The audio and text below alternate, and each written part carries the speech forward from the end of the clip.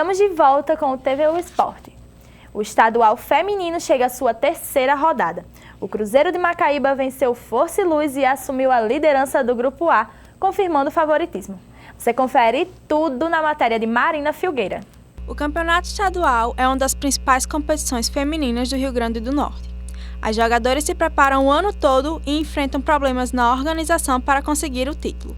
Já a torcida aguenta até mesmo o sol para incentivar o time. Eu acho que se a gente não tomar a decisão de vir, de dar visibilidade, de mostrar que tem pessoas com interesse, ninguém vai vir. Então, eu sempre acredito que a maior propaganda é a boca do povo. Então, se a gente não se mobilizar, não chamar as pessoas e vir, a gente não consegue trazer essa visibilidade que o futebol feminino precisa. No fim de semana, o Cruzeiro de Macaíba garantiu a liderança do Grupo A em um jogo sem sufocos. Logo no início do primeiro tempo, pênalti marcado a favor do time macaibense e a camisa 8, Daisy, abriu o placar. Após o intervalo, o azulão voltou com força total. Aos 4 minutos, em uma cobrança de falta, marcou o segundo gol, Daisy novamente. Tentativas não faltaram, o Força e Luz foi dominado e o placar se manteve.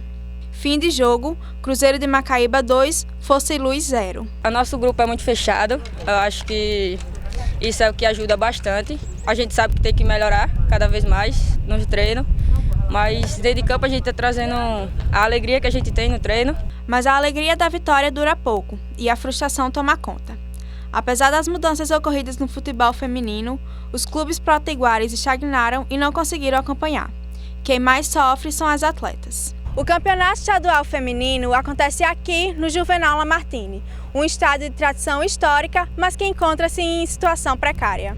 Arquibancadas comprometidas, vestiário inadequado, gramado desgastado, o Juvenal Lamartine não tinha condições de receber o evento. As jogadoras e a própria torcida reconhecem a precariedade. É uma vergonha, né?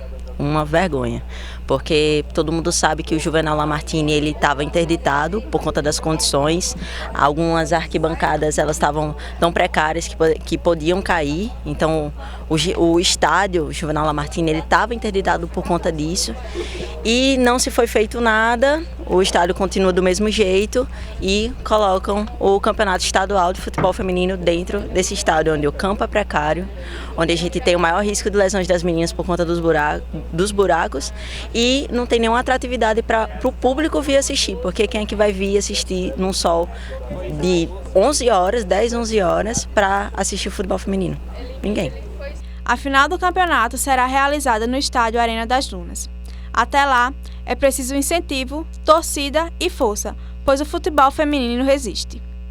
Obrigada, Marina. E agora vamos falar de Brasileirão. O Flamengo venceu o Corinthians de goleada e se manteve na liderança. O Palmeiras, segundo colocado, enfrentou o Ceará com direito a show de Everton e reclamações do Vozão. E o Grenal terminou com vitória do Grêmio.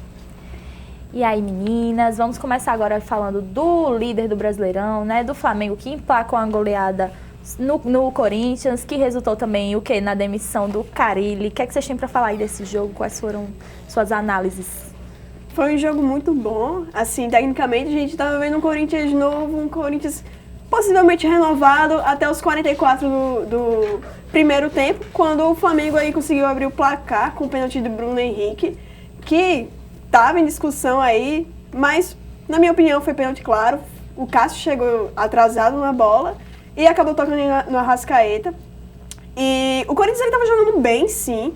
Ele estava conseguindo bloquear aí o Flamengo nos chutes, estava aí neutralizando o ataque rubro-negro, mas água mole e pedra dura, tanto bate até que fura, e o Flamengo finalmente aí conseguiu não só marcar uma vez, mas 4 em cima da equipe paulista. Eu acho importante a gente enfatizar também que, falando sobre o Corinthians, eles estavam muito bem organizados, né, taticamente falando. Talvez por essa pressão toda que o time estava sofrendo, vindo dessa sequência de derrotas, né. E, enfim, eu percebi que o time estava muito organizado e eu não acho que o Flamengo tenha sofrido, mas que foi um jogo bem tenso ali no primeiro tempo, no comecinho. Mas aí, né, infelizmente ou felizmente, depois dos 44 minutos, veio a sequência de gols e aí o Corinthians sentiu, né, o peso da goleada, cansou e... O Corinthians foi pro intervalo já sentindo essa pressão, não só os jogadores, mas também o Fábio Carille, que paga com a língua, pagava nos outros jogos e nesse ele não conseguiu aguentar e foi demitido. No segundo tempo teve gol aos 23 segundos, foi só o tempo do árbitro apitar, fazer um lance ali, o Flamengo se organizar, correr para o ataque e saiu o gol, o segundo gol aí, mas que mostra como a equipe corintiana passa por um momento extremamente complicado e que, como já era de se esperar, Carille demitido. E no jogo, né, tivemos aí 3 gols do Bruno Henrique e o Vitinho voltando a marcar, né, Vitinho aí dando as caras novamente, mostrando para que veio, mostrando por que foi uma das contratações mais caras do Flamengo. Mas agora vamos mudar aqui um pouquinho, vamos para o segundo colocado, vamos falar de Palmeiras e Ceará, né, que terminou aí no 1-0. Quais foram suas concepções sobre esse jogo?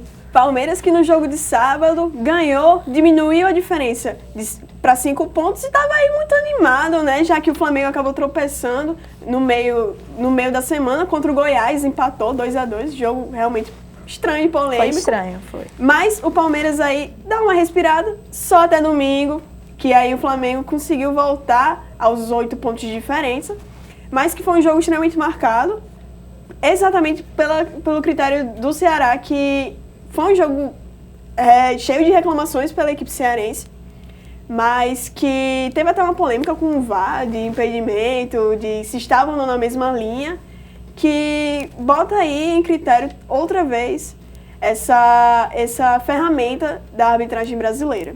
Isso, verdade. E lembrando também que o gol aí marcado do Palmeiras foi pelo Zé Rafael, não foi? Sim. Isso mesmo. E é isso, né, pessoal? Vamos agora mudar aqui um pouquinho, sair ali do G4 e vamos para um time que tá entrando já. Vamos falar agora de Grenal, né?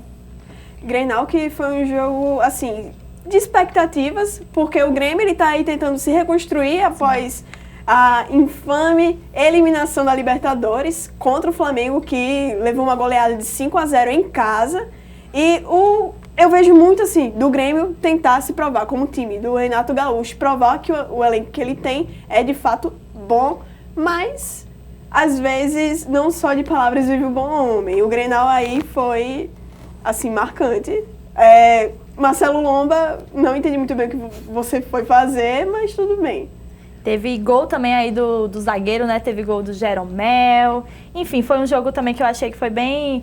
Eu fiquei surpresa com o placar, não vou mentir, mas acontece, Internacional, né? que tá aí de mudança, né? Teve, após a derrota da Copa do Brasil pro Atlético Paranaense, precisou aí se remontar, mudar técnico. Técnico que estava a comando do time há mais de 2 anos.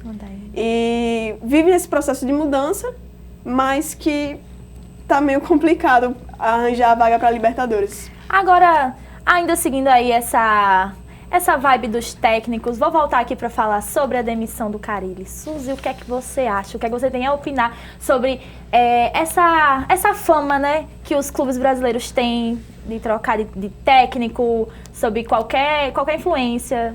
O que é que você acha? Amiga, você traçou aqui nos comentários, traçamos uma linha toda para voltarmos à origem. Voltamos a falar dos técnicos aqui. Vamos lá. A gente fala já de técnicos já há uns bons programas. A gente vem falando sobre esse rodízio de técnicos. É técnico que sai, é técnico que volta, é técnico... E eu descobri quem é o grande culpado disso. Eu fiz uma profunda análise, eu acho que todo mundo que assiste e gosta de futebol fez essa análise também, chegou na mesma conclusão. O algoz dos técnicos do Brasil se chama Jorge Jesus.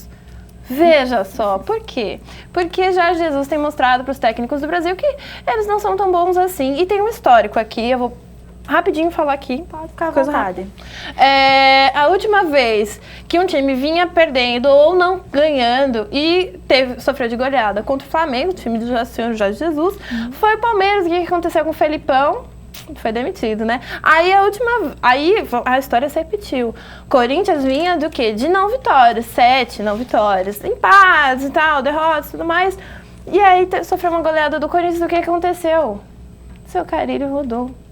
saiu, foi demitido e a culpa foi de Jorge Jesus. Eu tenho uma crítica a respeito disso, no sentido de que é uma cultura do futebol brasileiro culpabilizar técnicos, equipe técnica, por problemas que podem ser estruturais, podem ser muito maiores do que essa primeira pessoa que é investigada, enfim, inferida a culpa. O técnico pode ser culpa dele, pode ser culpa de uma série de fatores, pode, mas será que o futebol brasileiro tá lidando certo, tá tendo lealdade, fidelidade, ou nem só isso, mas um respeito com seus técnicos?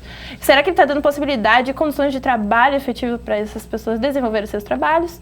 Bom, isso a gente vai ter que ver no decorrer da história, né? O campeonato ainda tá rolando, muito técnico ainda tem contrato, vamos ver quem vai perder pro seu Jorge Jesus. Fica aí o questionamento, temos ainda 8 rodadas pela frente, nem o campeonato não está decidido ainda. Vamos ver o que é que acontece daqui para lá, né? E o nosso programa vai chegando ao fim. Eu agradeço a sua companhia em mais uma noite. Obrigada, meninas. Boa noite, Shirley. Boa noite, Suzy. Boa noite, pessoal de casa. Foi muito bom estar aqui acompanhando essa semana esportiva. Boa noite, meninas. Boa noite, você aí de casa. Foi um prazer compor essa bancada de esse ano, Shirley. Sempre um prazer estar aqui. E fique ligado em nossas redes sociais. Tenha uma ótima semana e tchau, tchau.